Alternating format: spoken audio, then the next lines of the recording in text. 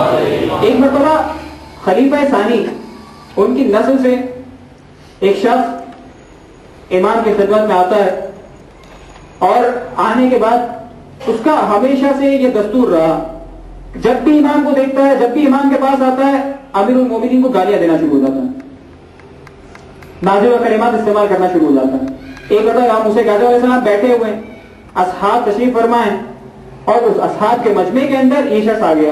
آنے کے بعد وہی اپنے کام کو انجام دے رہا ہے، امیر المومنین کو گالیاں دینا شروع ہو گیا۔ ساتویں امام کا زمانہ، مشکل ترین زمانہ، لیکن اصحاب نے پھر بھی جرأت کا مظاہرہ کیا، کہا یا امام حکم دیجیے اسے ابھی مارتے ہیں، اس کی پٹائی لگاتے ہیں تاکہ یہ سیکھے کہ یہ طریقہ جو یہ کر رہا ہے غلط ہے۔ امام نے سختی سے ڈانٹا، کہا مت کرو یہ کام، اس کا حل یہ نہیں ہے کہ تم اسے مارو، تم اسے پیٹو، اس کی وجہ سے اسے سکھاؤ کہ یہ گالیاں دینا غلط ہے۔ کہا نہیں، سختی سے اپنے اصحاب کو منع کیا، نہیں ایسا کام نہیں کرو گے۔ صحابی پریشان ہوئے، اس بات پہ تھوڑا سا شاید محسوس بھی کیا ہو کہ امام نے اتنے غلط کام کرنے والے کو بھی پٹائی کرنے سے روک دیا۔ چنانچہ امام نے معلوم کیا کہ وہ شخص کہاں رہتا ہے، کہ مدینہ کے اطراف میں اس کا ایک گاؤں ہے، اس کی زمینیں ہیں، زراعت کرتا ہے، وہاں پر رہتا ہے۔ چنانچہ امام اپنے گدھے پر سوار ہوئے، سوار ہونے کے بعد اس کے قریے کی طرف جانے لگے، اس کی زمینوں کی طرف۔ ایک مرتبہ دور سے دیکھا امام گدھے پر تشریف لا رہے ہیں، دور سے شروع ہو گیا کی باتیں، کہا بھائی ذرا کو خراب مت کرو، ایسی باتیں نہ کرو، وہ نہ کرو، یہ نہ کرو، اور مختلف قسم کی باتیں کرنا شروع ہو گیا۔ امام چلتے چلے جا رہے ہیں مسکراتے ہوئے، اس کے قریب گئے، قریب جانے کے بعد مسکراتے ہوئے اس کا لہجہ معلوم کیا، اس کے حال احوال معلوم کیے، مختلف باتیں ہوتی رہیں، اور ساتھ میں امام نے پوچھا کئی ذرا تم نے بولی ہے، کیا کیا ایکسپیکٹ کرتے ہو، کتنا مل جائے گا؟ کہا عالم غیب تھوڑی ہوں کہ میں یہ بتا سکوں کہ یہ کتنا زراعت مجھے دے گی۔ کہا پھر بھی تمہارا کوئی ایکسپیکٹیشن تو ہوگا؟ کہا تقریباً 200 درہم، 200 اشرفیاں ایسی ہیں کہ جو میں اس زراعت سے کما لوں گا۔ کہا اچھا۔ امام نے اپنے کیسے سے 300 اشرفیوں کا تھیلا نکالا، اس کے حوالے کیا۔ ان تمام چیزوں کو بڑے آرام کے ساتھ ضبط کرتے ہوئے وہ امام کی محفل میں آ کر بار بار امیر المومنین کو گالیاں دیتا رہا۔ امام اس کے پاس گئے، تب بھی اس نے نازیبہ کلمات کہے، امام کے ساتھ بداخلاقی کے ساتھ بات بھی کی، لیکن ان تمام چیزوں کو نظر انداز کرتے ہوئے امام نے ایک تھیلا نکالا، 300 اشرفیوں کو اس کے ہاتھ پہ لیا، کہے رکھ لے میری طرف سے، اسے بھی رکھ لے، جو زراعت ملے گی انشاءاللہ خدا وہ بھی تجھے مبارک کرے، وہ بھی تیری یہ بھی تیرا، اپنے پاس رکھ۔ امام کہتے ہیں یہ واقعہ ہوا، اور اس کے بعد وہ اپنے فعل پر اتنا زیادہ نادم ہوا کہ ایک مرتبہ جب دوبارہ مسجد النبوی میں لوگ جمع ہوئے، یہ شخص آیا، اصحاب بھی بیٹھے ہیں، اس شخص کے جو منہ سے روایت رکھتا تھا، اور خاص طور پہ روایت کا تذکرہ ہے کہ وہ خلیفہ ثانی کی نسل سے تھا۔ اس شخص نے جملہ کہا، اللہ اعلم حیث یجعل رسالتہ، پروردگار جانتا ہے رسالت کو کس گھرانے میں قرار دینا ہے۔ اور ایک مرتبہ جب لوگوں نے اس سے سنا کہ اس طریقے سے پہلے امیر المومنین کو گالیاں دیا کرتا تھا، اس کا کردار یہ تھا کہ جب بھی امام کو دیکھتا تھا نفرت آمیز جملے کہا کرتا تھا، کیا ہو گیا اسے جھنجھوڑا گیا، بتایا گیا کیا ہو گیا، کیا کہہ رہے تم؟ کہا نہیں تم نے نہیں سنا، نہیں سمجھ میں آئی بات، دوبارہ سنو۔ اب امام کی تعریفات کرنا شروع کی، اور ان کے درمیان کہ جو وہ پہلے بغض اہل بیت رکھتا تھا، اب امام کے اس حسن اخلاق کی وجہ سے اتنا متاثر ہوا کہ اب اہل بیت کا چاہنے والا بھی بن گیا، اور اپنے ان ساتھیوں سے جھگڑا کرنے لگا کہ نہیں تم غلط تھے، میں صحیح ہو گیا۔ اور اس کے بعد امام نے ایک جملہ کہا کہ جسے ہم بیان کرنا چاہ رہے ہیں، کہ بتاؤ تمہارا وہ عمل کہ جو تم پٹائی کرنا چاہ رہے تھے وہ بہتر تھا، یہ جو میں نے عمل انجام دیا یہ بہتر ہے؟ بعض اوقات اپنے کردار کو اس طریقے سے پیش کرنا پڑتا ہے، اور اہل بیت نے کر کے سکھایا کہ بعض اوقات ایسی چیزیں ہوں گی کہ جو تمہیں بہت ناگوار گزریں گی، لیکن ان تمام چیزوں کو برداشت کرنا ہے۔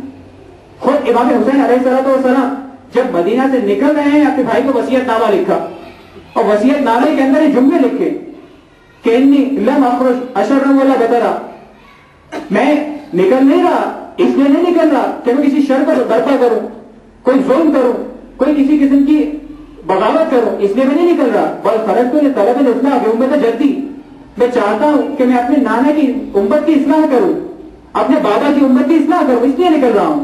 اريد ان آمر بالمعروف وانهى عن المنکر، چاہتا ہوں اپنے بابا اور نانا کی امت کے لیے امر بالمعروف کروں، نہیں عن المنکر کروں، یہ ہے میرا مقصد۔ اور اس کے بعد جملہ کا کہ اگر کوئی مجھے حق سمجھتے ہوئے ایکسپٹ کرے گا تو واقعاً حقدار ہے کہ خدا کے حق کو قبول کرے، لیکن اگر کسی نے مجھے رد کر دیا تو میں صبر کروں گا. یہ امام کا جملہ ہے کہ امام خود کہتے ہیں، امام حسین علیہ السلام مدینہ سے نکل رہے ہیں، کہتے ہیں اگر مجھے کسی نے رد کر دیا میں صبر کروں گا. یہ صبر وہ چیز ہے کہ جسے اہل بیت نے ہمیں سکھایا ہے. بسا اوقات ایسا ہوگا کہ آپ کے خلاف یا آپ کے مذہب کے خلاف ایسی باتیں ہوں کہ جو آپ کو بہت زیادہ ناگوار گزریں، لیکن ان تمام چیزوں کو بعض اوقات نظر انداز کرنا پڑتا ہے. اور یہ اہل بیت نے سکھایا کہ ایسا کرنا پڑے گا کہ آخری زمانے کے اندر ممکن ہے کہ ایسی کیفیت پیدا ہو جائے کہ جیسا ہم نے اس زمانے کے اندر کر کے جھٹلایا ہے، تمہاری بھی ذمہ داری کہ اس کام کو انجام دو. محمد وعلی محمد.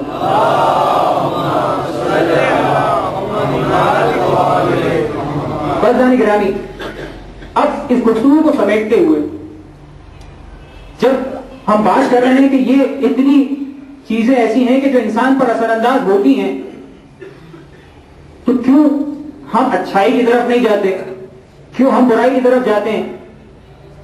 ایک مرتبہ اور ایک زاویے کی طرف اشارہ کروں جو اہل بیت اور رسول کے زمانے میں بھی رہا اور جس کے ذریعے سے بات بہت اچھے طریقے سے واضح ہو جائے گی.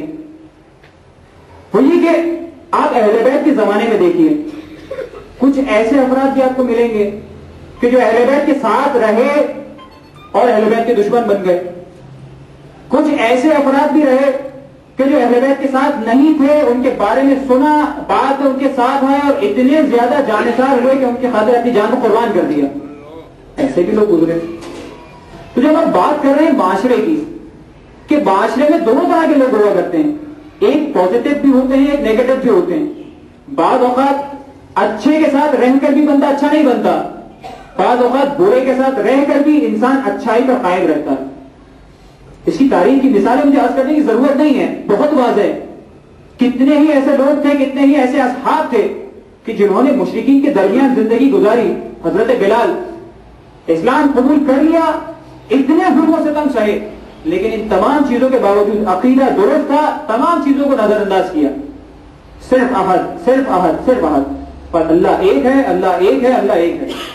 عقیدہ مضبوط ہے کہ دنیا کی کوئی بھی رنگین ان کے سامنے آ جائے کوئی پرواہ نہیں ہے. اگر عقیدہ مضبوط نہ ہو، ہمارے ساتھ کیا گمان کرتے ہیں آپ کہ نہیں جانتا تھا حسین کون ہے، کہ نہیں پہچانتا خاندان اہل بیت کون سا ہے، کہ نہیں سنی تھی وہ احادیث و روایات کہ حسین علیہ السلام کا رتبہ مقام کیا ہے، ان کے ساتھ ان کے اہل حرم موجود ہیں. نہیں جانتا تو بہت اچھے طریقے سے جانتا تھا، لیکن ان تمام چیزوں کو جاننے کے باوجود عقیدہ نہیں تھا. دل میں محبت تھی تو مال کی، دل میں محبت تھی تو جاہ روشن کی، حکومت مل جائے، ان تمام چیزوں کو قربان کر دوں گا رائے کی حکومت کے لیے. یہی فرق ہوا کرتا ہے کہ بسا اوقات انسان، بلکہ ہمارے معاشرے کا ایک بہت بڑا المیہ یہ ہے کہ ہم نے کبھی اپنے عقائد پر غور نہیں کیا، ہم نے کبھی اپنے اعتقادات کو درست کرنے کی کوشش نہیں کی، کبھی اپنے آپ کو اس اعتبار سے مضبوط کرنے کی کوشش نہیں کی کہ اپنے اس تعبد کو مضبوط بنائیں، اس اطاعت کو مضبوط بنائیں، اس پروردگار عالم سے رابطے کو مضبوط بنائیں. کسی کو پہچانتے ہوں گے تو اس کی معرفت ہوگی نا. کسی سے محبت انسان کب کیا کرتا ہے؟ جب جانتا ہے تو محبت کرتا ہے. نہیں جانتا تو مجھے کیا معلوم دنیا میں کتنے ایسے لوگ ہوں گے میں جانتا بھی نہیں ہوں، لیکن اگر جان لوں گا تو ان سے محبت ہو جائے گی. ہمارا اور اہل بیت کا، ہمارا اور پروردگار عالم کا، ہمارا اور ان اعتقادات کا مسئلہ یہ ہے کہ ہم ان چیزوں کی معرفت ہی نہیں رکھتے. جب معرفت نہیں رکھتے تو سب سے بڑا مسئلہ جو ہوتا ہے وہ یہ کہ ہم ان کی محبت اپنے دل میں پیدا نہیں کر پاتے. جب محبت اتنی زیادہ نہیں ہوا کرتی، نتیجہ کیا ہے؟ جب ایک کمزور بنیاد پر ایک عمارت کھڑی ہو، کوئی بھی آئے گا اسے نقصان پہنچا جائے گا، کسی بھی طرح کی چیز آئے گی اسے نقصان پہنچائے گی. ایک کمزور پودا جس کی جڑیں بہت کمزور ہیں، اگر ہوا بھی تیز چلے گی تو وہ بھی نقصان پہنچائے گی. اگر کوئی انسان کی ہاتھ ہلاتا ہوا چلا گیا ممکن ہے کہ ٹوٹ جائے. کوئی بھی معاشرے کی کوئی بھی چیز